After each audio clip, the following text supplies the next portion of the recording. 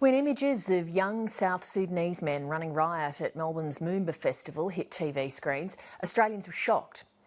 Many of the rioters were part of the Apex gang. It's made up largely of young South Sudanese young men.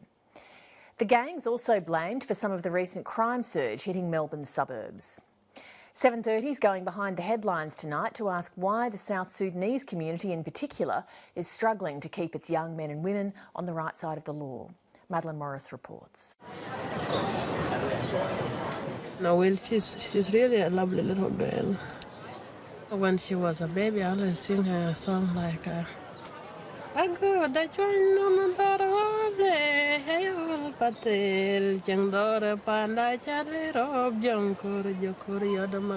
Martha Deng's heart is broken. I keep walking in the crowd and look around. And if I met the young Sudanese children, I heard them. Did you see a will? I can't find her, but I keep search, 3 months ago, the eldest of her 6 children ran away. Martha's been searching for her 14-year-old ever since, at the last place she was seen. When I will turn 13, she changed. I don't know what make her change. She's not listening to me anymore. Every time when I tell her something, she always said, "F off, who cares?" Like so many South Sudanese parents, Martha Deng came to Australia to escape war and give her kids a future. Instead, her 14-year-old is on the streets. I'm worried maybe she can drink, or she can be dealing with drugs, or she can be involved with the stealing thing. We lost many children in this country.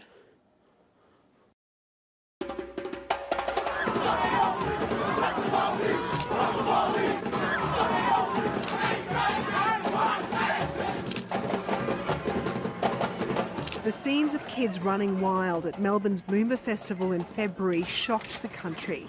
Added to that, the real concerns about growing youth crime rates, with carjackings and home invasions doubling in the last year.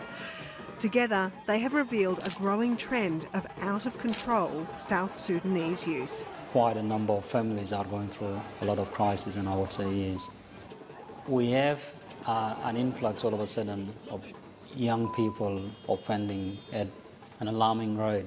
They don't have employment, they don't have schooling, and they are not under the control of their parents or guardians in that regard. I was born in 1991 in South Sudan. I think that's when the civil war started in South Sudan.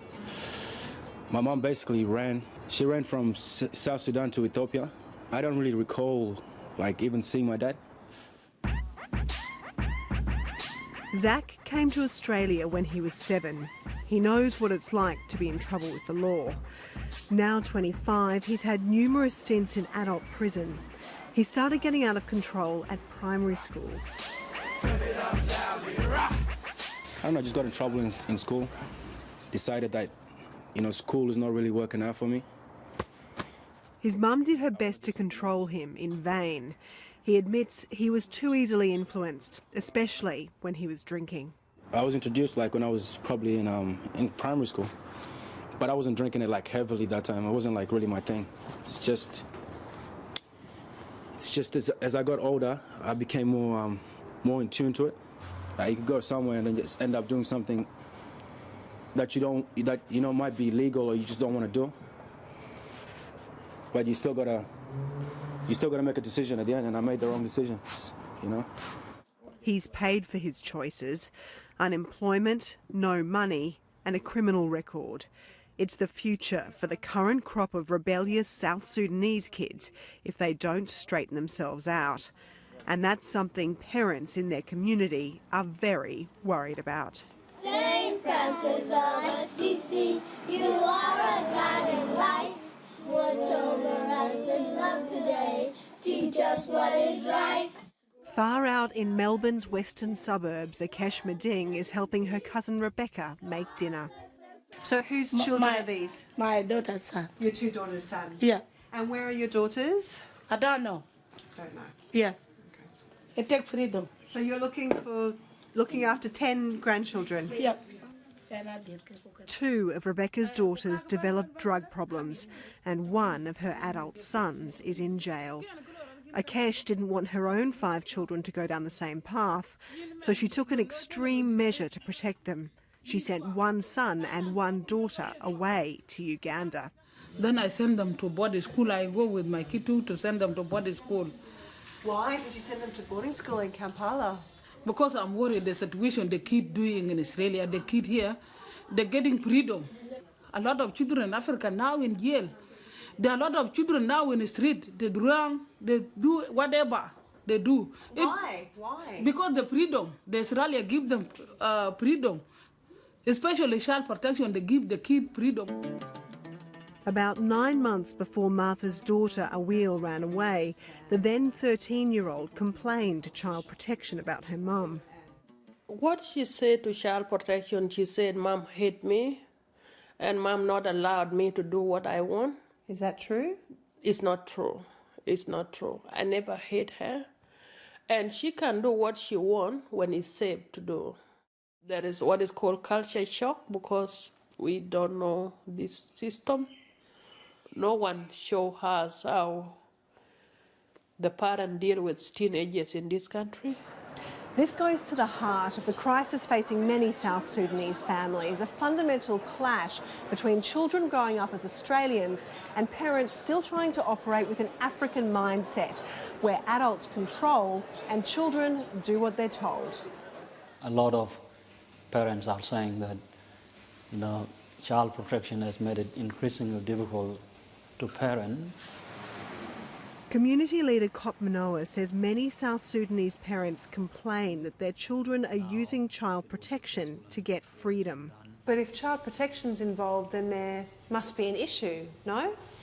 I don't think there is an issue per se, because in the believe one side of the story, and particularly from the young people that have made the report, but underlying those reports can be unfounded truth and allegations. In response, Victoria's Department of Health and Human Services says a child is only ever removed from parents in his or her own best interest and is placed with relatives wherever possible. The department says it applies the same child protection principles in every case, and culture is not a risk factor. We just have to obey, pretty much. If you obey, then everything's fine, but if you disobey, that's where it creates tension within the family and within your community as well. Anair Scholl is 20. She's studying to be a nurse and wants to work for UNICEF. She's a model citizen, one of thousands of refugee success stories. But even in her own family of 9 children, all isn't well. There's trouble with her 13-year-old brother. So he was running in the Apex gang, the member festival, as you know, and they were just fighting whatever and just going crazy at the time. Why has that behaviour become so popular at the moment with South Sudanese kids? I feel like it has, just because they feel like they can't really fit in, whatever they do, they can't really fit in. So in order to fit in, they have to do something so they can stand out and be recognised for it. 730 has also spoken to a number of youth offenders who wouldn't go on record, who simply have no fear of jail or courts. Breaking news, Apex Sudanese gang, dangerous? Like so many South Sudanese Australians we've spoken to, Anair is deeply frustrated at the toll the criminal actions of a relatively small group has had on the image of her community. So, with her youth group friends, she wrote a song in protest. The media is full of white noise, white lies. Breaking news, it's pretty much to do with Apex, and we wanted to show them that as much as our youth are engaging in that, there are other Africans, there are other Sudanese people who are doing well, who are not engaging in this rebellious behaviour. South Sudanese, it is I, and I, and I. Meanwhile, community leaders are doing everything they can to bring their youth back into the mainstream, but they say they need help. Young people are crying for opportunities. They are crying for employment. We need to look at changing the child protection policies we need to help parents find alternative parenting. If we all of a sudden say that strict parenting is not the case and the way to go in Australia, how can we help them deal with the influx of issues that are happening? After years of unemployment, Zach has just got a job and is trying to turn his life around. There's a meaning to life, and yeah, I want to find my potential and reach it. There's also some happy news for Martha. Just before 7:30 went to air, she was told a wheel has been found, but she still worries about the future for her other 5 children. Before, I'm really happy to live in Australia, but if the life is still like my child running wild and I have another 5 children, I don't know what will be their future. Madeline Morris with that report.